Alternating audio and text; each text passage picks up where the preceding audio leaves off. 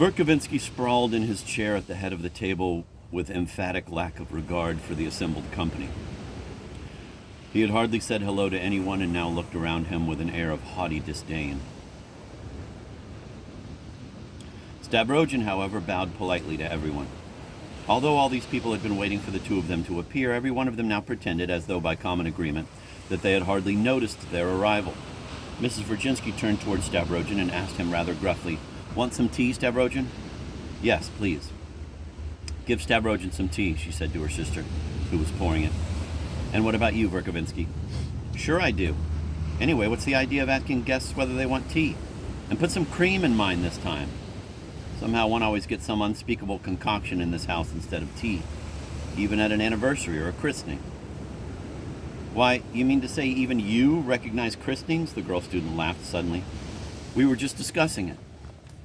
"That's old stuff," the schoolboy grunted from the opposite end of the table. "What's old stuff?" "Trying to overcome superstitions is old stuff?"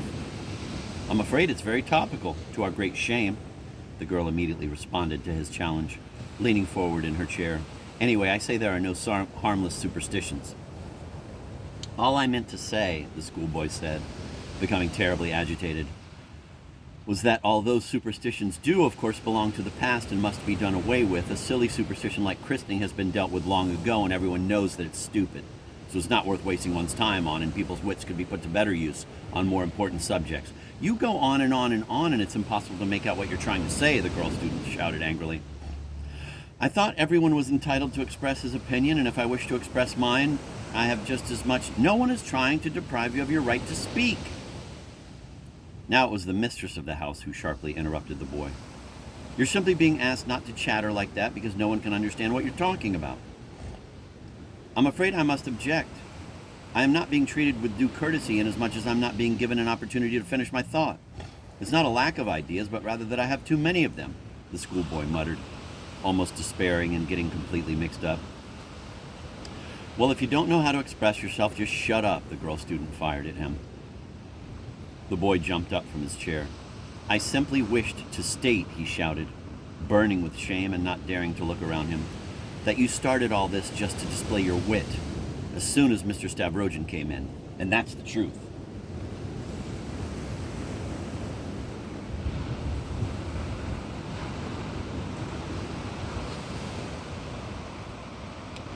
"That's a dirty, unfair thing to say, and it shows that you're still at an inferior stage of mental development. And from now on, I don't wish you to address me," the girl rattled off at full speed. "Stavrogin," the mistress of the house said, "before you came in, they were arguing their heads off about family rights. This man here," she nodded in the direction of the major, "was defending them.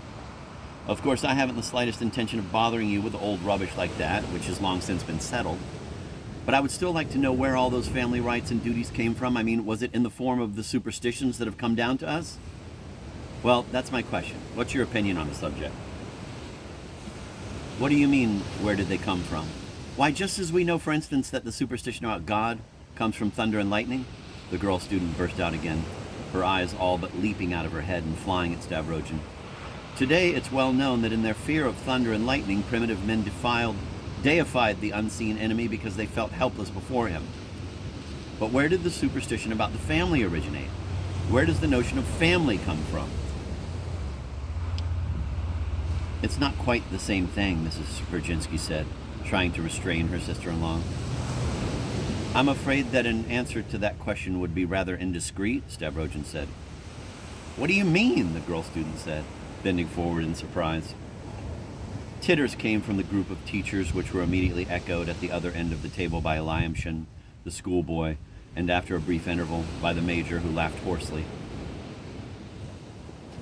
"You should write vaudeville sketches," Mrs. Virginsky said to Stavrogin.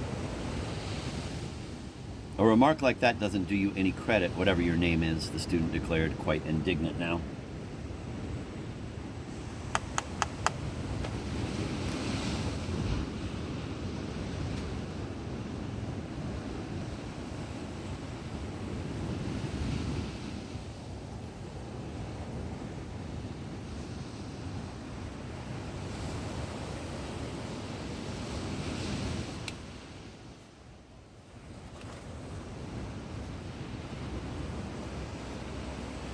Next time, don't jump at people like that, her uncle the major said to her. Remember, you're a young lady and should know how to behave. You see what happens when you insist on sitting down on a needle.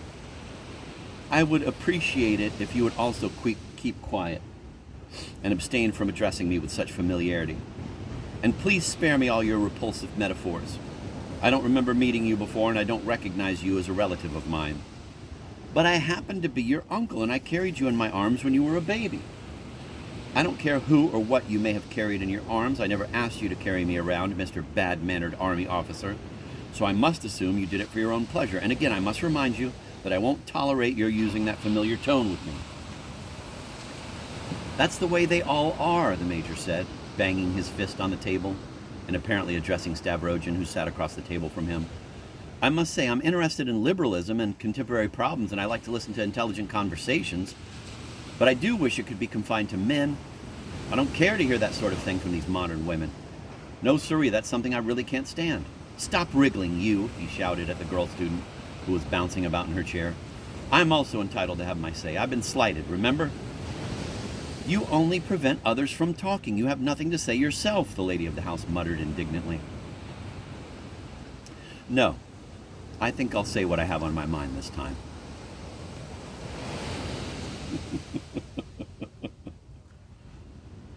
How you doing? Good, how have you been?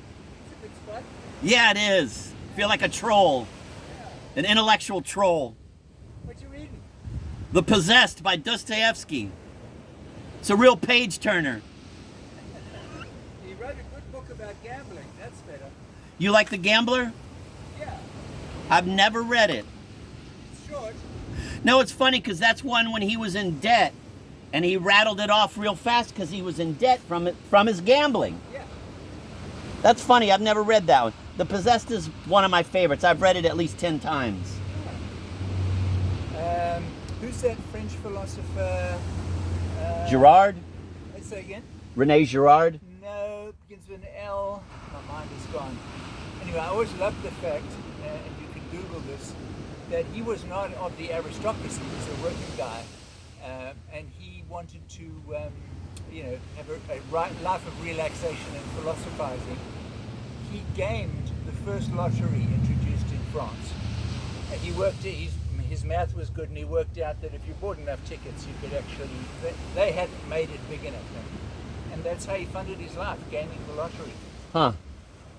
Wonder who that was.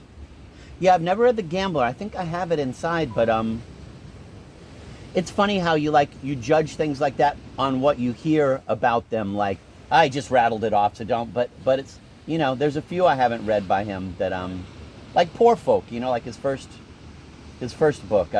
He's a kid then. Now that I'm I like to read people that are older than me. Like when he wrote this, he's 53, 54 years old. This is right before Brothers Karamazov. So, but yeah, this is a favorite, and it's like going to visit the places. Reading it isn't do you reread or? I'm a reader. Yeah. Do you reread? Do you? Yeah. Oh yeah. Yeah. Sure. Because a lot of people think you're, a lot of people judge you if you reread that. You read it again? Yeah. It's like in Seinfeld where he says people keep them in their house like they're trophies or something. Yeah. I don't think you. I think you can measure your own progress by that. You can realize that when you read that when you were 23, you were not that smart because you missed half of it. Absolutely. God, I read this for the first time when I was 20. I'm 54 now, and I mean, I got maybe 5% of it. Yeah. And that's progress. But it's true, and I judge myself very harshly because I'm like, I missed that. One of the things I've noticed about this one is a lot of the stupid, ignorant characters in this say really smart things sometimes. Yeah.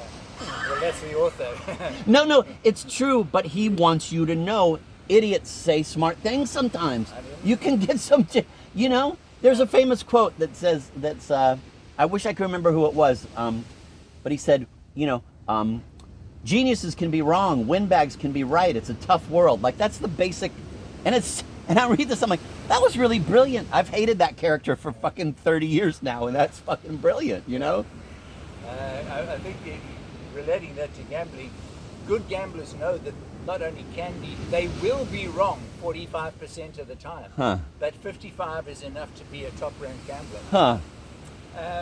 I don't know your name. Rick. Rick. Yours is Patrick. Patrick, Yeah. Why is your phone taking photographs there? It's not taking. Well,